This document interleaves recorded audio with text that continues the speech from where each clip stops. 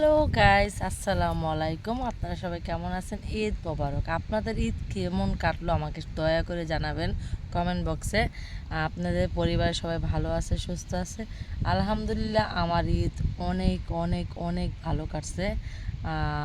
আনন্দ না হলো, ফ্যামিলি ছাড়া কখনো প্রবাসীদের ঈদ হয় না, তাই না? তারপরও এখানে যারা আছে তারাই তো আমাদের ফ্যামিলি প্রবাসের বাড়িতে। তো আলহামদুলিল্লাহ সবাইকে নিয়ে ভালো ভালো ঈদ কাটাইছি। তো আপনারা কিভাবে ঈদ কাটালেন সেটা আমাকে জানাবেন। আর আমি আপনাদের জন্য অনেক ভিডিও বানাইছি, ইনশাল্লাহ আপনাদের ভিডিও আমি একটা একটা করে দেবো। আর আজকে আমি আসছি ডিউটির মধ্যে, গতকালকেও আসছি।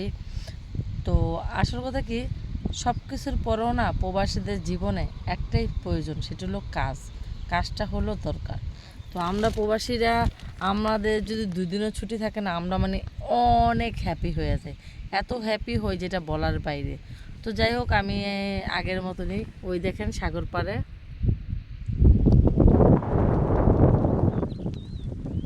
এই যে আমার গাছ, আমি সাগর পাড়ে আছি। তো হঠাৎ করে না আমার প্রচণ্ড ক্ষুধা লাগছে, এত এত ক্ষুধা লাগছে যেটা বলার বাইরে। তো ক্ষুধার জ্বালায় আমি বাসা থেকে অবশ্য খাবার আনছি, এই খাবারটা যেহেতু আমি ডায়েট করতেছি।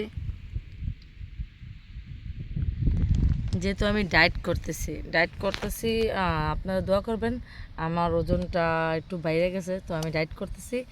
তো এই খাবারটা হলো আমাদের বাংলাদেশ, এটাকে বলে সেম টু, কিন্তু এরকম না, বাংলাদেশের ডিফারেন্ট। কিন্তু এটা খাইতে বাঙ্গির মতো, কিন্তু বাঙ্গির থেকে অনেক সুস্বাদু। এটা এটা আরব কান্ট্রিতে বলে সাম্মাম।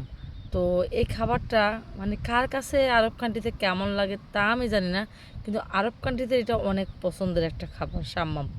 তো আমার কিন্তু এটা বিশ্বাস কর অনেক পছন্দ, এত পছন্দ যা আমি আপনাদের বইলে বুঝতে পারবো না এটা আমার কত পছন্দ। হুম,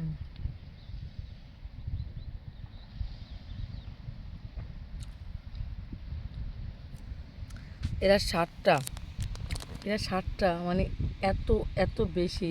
ওই হাতে খাইলে না ক্যামেরা সমস্যা হয়, এই জন্য আমি এই হাতে খাইতেছি, কেউ মাইন্ড করবেন না।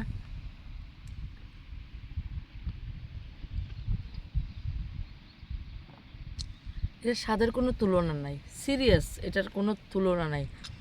আর আমি মনে করি যারা ডায়েট করে তারা হালকা পাতলা খাবার খাইলেই ভালো। সকালে হালকা একটা চা খাইছিলাম, তো চিন্তা করলাম চাটা তো খাইছি, অনেক হয়ে গেল, 2-3 ঘন্টা হয়ে গেছে, তো এখন আমি এটা খাই। তো আপনাদের এটা পছন্দ কিনা আমাকে জানাবে না।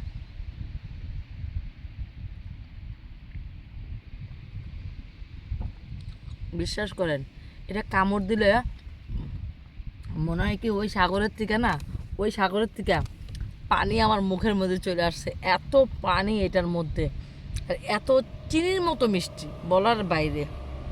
তো ভালো থাকবেন, সুস্থ থাকবেন। বাসি ঈদ মোবারক। আর আমাদের প্রবাসীদের জন্য দোয়া করবেন, সবাই সবার পাশে থাকবেন, ইনশাল্লাহ। ঈদ মোবারক, ঈদ মোবারক।